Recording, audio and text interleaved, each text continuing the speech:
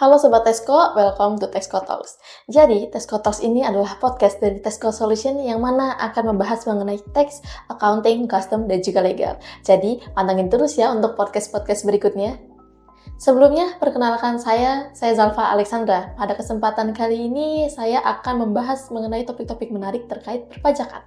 Hari ini merupakan episode ke-14 dari Tesco Talks, dan kali ini kita akan membahas topik terkait pengenaan PPh Pasal 4 Ayat 2 atas jasa konstruksi. Nah, pada podcast kali ini kita bersama narasumber kita, yaitu salah satu tax associate dari Tesco Solution, yaitu ada Kak Dia. Halo Kak Dia. Halo Kak Zalfa. Gimana nih kabar Kak Dia? Alhamdulillah Kak. Kak Zalfa gimana? Alhamdulillah baik. Oke Kak Dia, boleh sapa nih ke Sobat Tesco? Halo Sobat Tesco, aku Dia Wulandari, salah satu tax associate Tesco Solution. Oke, itu tadi perkenalan singkat dari Kak Dia. Gimana Kak Dia? Gimana kalau kita langsung mulai aja? Boleh Kak. Oke, Sobat Tesco pasti udah tahu nih konstruksi. Konstruksi adalah kegiatan membangun atau merenovasi bangunan atau infrastruktur yang prosesnya melibatkan seluruh rangkaian proses. Nah, dimulai dari perencanaan sampai juga penyelesaian proyek yang dilakukan oleh badan ataupun orang pribadi. Nah, konstruksi ini dikenakan PPh Pasal 4 Ayat 2 dan tarifnya berbeda-beda berdasarkan kualifikasi dan sertifikasi.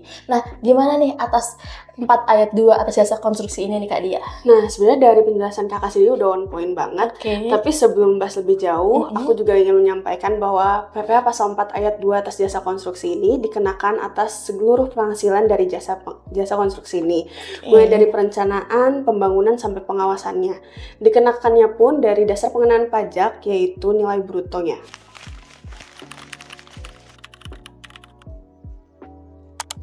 Oke Kak, jadi kalau kontraktor dapat proyek 1 miliar nih Kak, pajaknya itu langsung dihitung dari angka itu ya Kak? Apa di biaya operasionalnya dahulu Kak yang dihitung?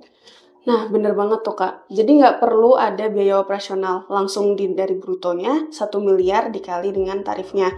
Ini penting banget supaya nggak salah hitung karena tarif jasa konstruksi sendiri itu ada banyak, tergantung atas sertifikasi dan kualifikasinya.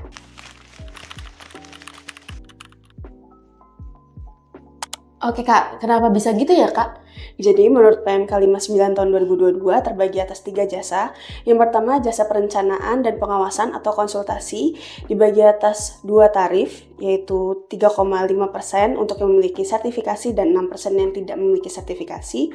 Lalu yang kedua atas jasa pelaksanaan terbagi atas 3 tarif, 1,75% untuk kualifikasi rendah, 2,65% untuk kualifikasi menengah sampai besar, lalu 4% untuk yang tidak memiliki sertifikat. Lalu selanjutnya untuk konstruksi terintegrasi terbagi atas 2 tarif, 2,65% yang memiliki sertifikasi dan 4% yang tidak memiliki sertifikasi.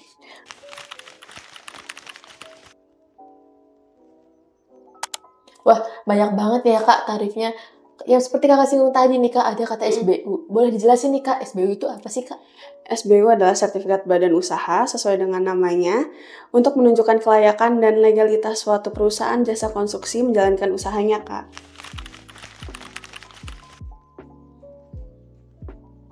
Baik Kak, berarti SBU ini resmi diterbitkan oleh pemerintah ya Kak?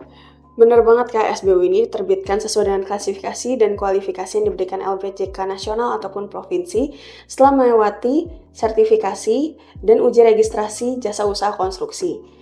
Hal ini SBU juga harus diperpanjang per 3 tahun.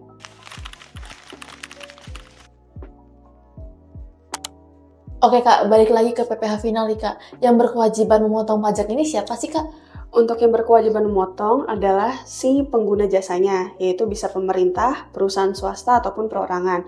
Jadi misalnya PTA sebagai penggunanya memberikan 500 juta ke kontraktor, berarti mereka lah yang harus menyetor dan memotong.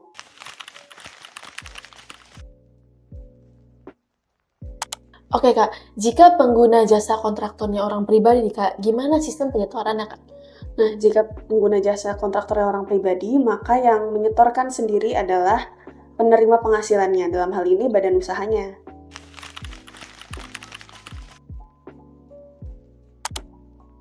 Oke Kak, boleh gak Kak contohin satu jenis transaksi pajak ini?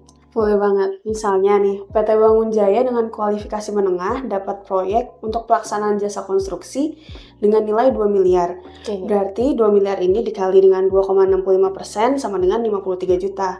Nah, PT Bangun Jaya menerima bersih 2 miliar dikurang 53 juta ini sebesar 1 miliar 947 juta.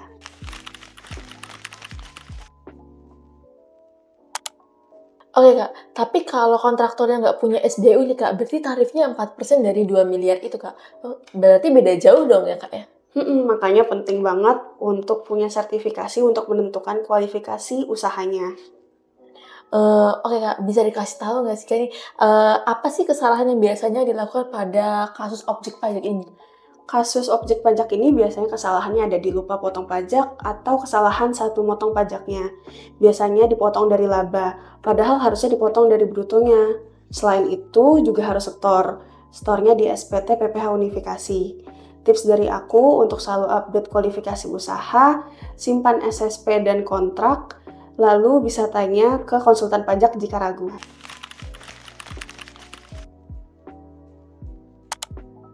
Oh gitu ya Kak. Nah hal ini penting banget nih buat pembelajaran Sobat Tesko agar tidak melakukan kesalahan yang sama. Oke Kak, kalau misalnya nih dibayar per termin nih, bisa nggak sih Kak dibayar per termin ini? Bisa banget, Kak.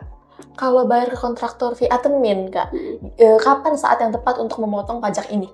Untuk saat yang tepat pemotongan pajak dengan termin, ini setiap terminnya dipotong. Jadi misalnya termin 1 dipotong, lalu termin 2 dan selanjutnya.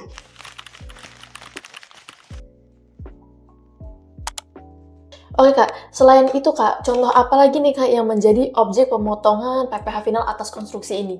Nah, selain itu ada jasa renovasi rumah yang juga termasuk dalam objek PPh pasal 4 ayat 2 untuk jasa konstruksi. Untuk jasa lainnya bisa dilihat di PP 9 tahun 2022.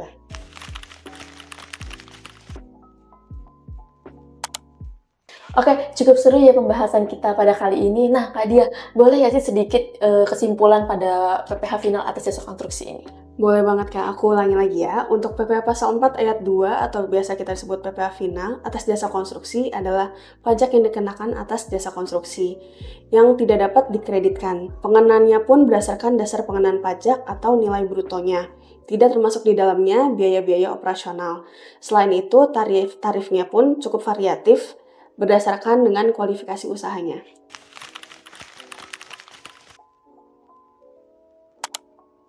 Nah Sobat Tesko, itu tadi perbincangan kita bersama Kak Dia terkait PPh final atas jasa konstruksi. Terima kasih Kak Dia atas informasi yang telah dibagikan bersama kita. Dan itulah episode Tesko Talks pada kali ini. Terima kasih telah menemani saya dalam diskusi tentang pajak, keuangan, dan bisnis. Jangan lupa untuk tetap terhubung dengan kami di Tesko Solution untuk mendapatkan lebih banyak tips dan informasi seputar perpajakan.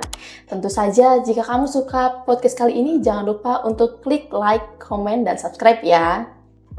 Sampai jumpa di episode Tesko Talks berikutnya. Tetap semangat dan jaga keuangan bisnis kamu dengan baik ya. Terima kasih.